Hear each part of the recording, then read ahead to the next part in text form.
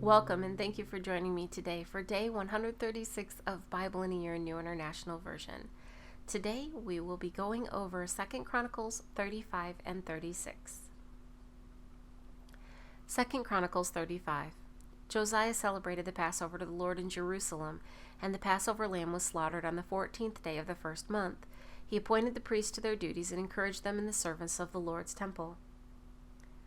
He said to the Levites who instructed all Israel and who had been consecrated to the Lord, "Put the sacred art in the temple that Solomon, son of David, king of Israel, built.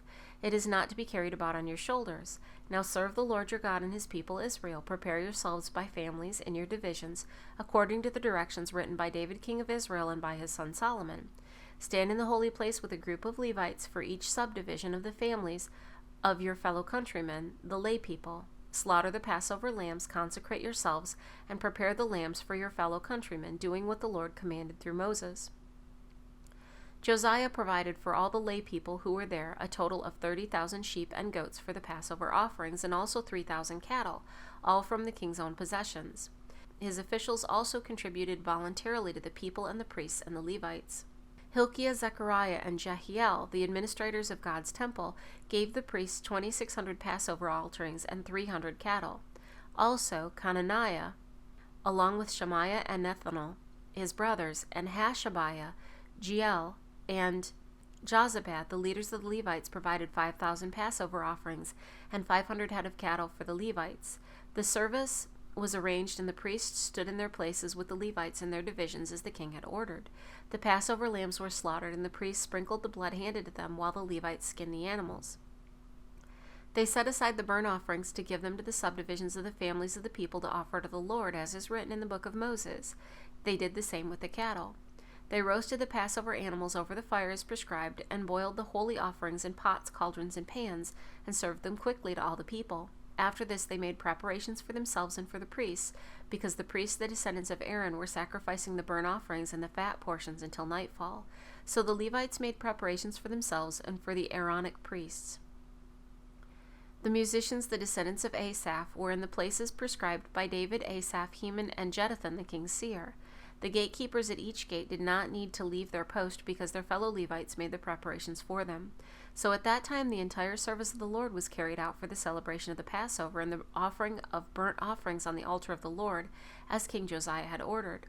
The Israelites who were present celebrated the Passover at that time and observed the Feast of Unleavened Bread for 7 days.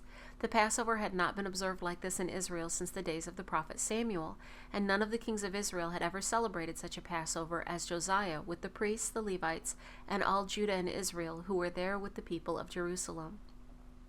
This Passover was celebrated in the 18th year of Josiah's reign. After all this, when Josiah had set the temple in order, Necho, king of Egypt, went up to fight at Carchemish on the Euphrates, and Josiah marched out to meet him in battle. But Necho sent messengers to him, saying, "What quarrel is there between you and me, O king of Judah? It is not you I am attacking at this time, but the house with which I am at war. God has told me to hurry, so stop opposing God, who is with me, or he will destroy you." Josiah, however, would not turn away from him, but disguised himself to engage him in battle. He would not listen to what Necho had said at God's command, but went to fight him on the plain of Megiddo.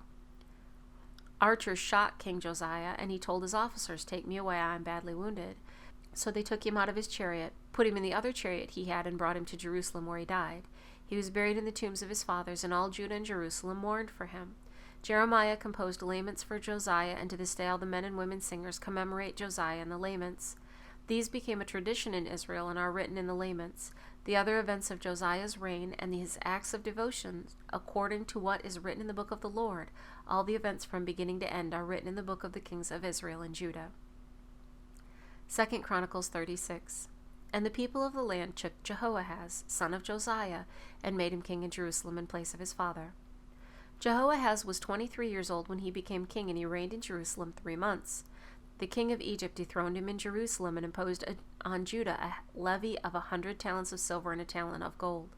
The king of Egypt made Eliakim, a brother of Jehoahaz, king over Judah and Jerusalem, and changed Eliakim's name to Jehoiakim. But Necho took Eliakim's brother Jehoahaz and carried him off to Egypt. Jehoiakim was 25 years old when he became king, and he reigned in Jerusalem 11 years. He did evil in the eyes of the Lord his God. Nebuchadnezzar, king of Babylon, attacked him and bound him with bronze shackles to take him to Babylon. Nebuchadnezzar also took to Babylon articles from the temple of the Lord and put them in his temple there. The other events of Jehoiakim's reign, the detestable things he did, and all that was found against him are written in the book of the kings of Israel and Judah, and Jehoiachin his son succeeded him as king. Jehoiachin was 18 years old when he became king, and he reigned in Jerusalem 3 months and 10 days. He did evil in the eyes of the Lord. In the spring, King Nebuchadnezzar sent for him and brought him to Babylon, together with articles of value from the temple of the Lord, and he made Jehoiachin's uncle, Zedekiah, king over Judah and Jerusalem. Zedekiah was 21 years old when he became king, and he reigned in Jerusalem 11 years. He did evil in the eyes of the Lord his God, and did not humble himself before Jeremiah the prophet, who spoke the word of the Lord. He also rebelled against King Nebuchadnezzar, who made him take an oath in God's name. He became stiff-necked and hardened his heart, and would not turn to the Lord, the God of Israel. Furthermore, all the leaders of the priests and the people became more and more unfaithful, following all the detestable practices of the nations and defiling the temple of the Lord, which he had consecrated in Jerusalem. The Lord, the God of their fathers, sent word to them through his messengers again and again, because he had pity on his people and on his dwelling place. But they mocked God's messengers, despised his words, and scoffed at his prophets, until the wrath of the Lord was aroused against his people, and there was no remedy. He brought up against them the king of the Babylonians, who killed their young men with the sword in the sanctuary, and spared neither young man nor young woman, old man or aged. God handed all of them over to Nebuchadnezzar. He carried to Babylon all the articles from the temple of God, both large and small, and the treasures of the Lord's temple, and the treasures of the king and his officials. They set fire to God's temple and broke down the wall of Jerusalem. They burned all the palaces and destroyed everything of value there. He carried into exile to Babylon the remnant who escaped from the sword, and they became servants to him and his sons until the kingdom of Persia came to power. The land enjoyed its Sabbath rests. All the time of its desolation it rested, until the 70 years were completed in fulfillment of the word of the Lord spoken by Jeremiah. In the first year of Cyrus, king of Persia, in order to fulfill the word of the Lord spoken by Jeremiah, the Lord moved the heart of Cyrus, king of Persia, to make a proclamation throughout his realm and to put it in writing.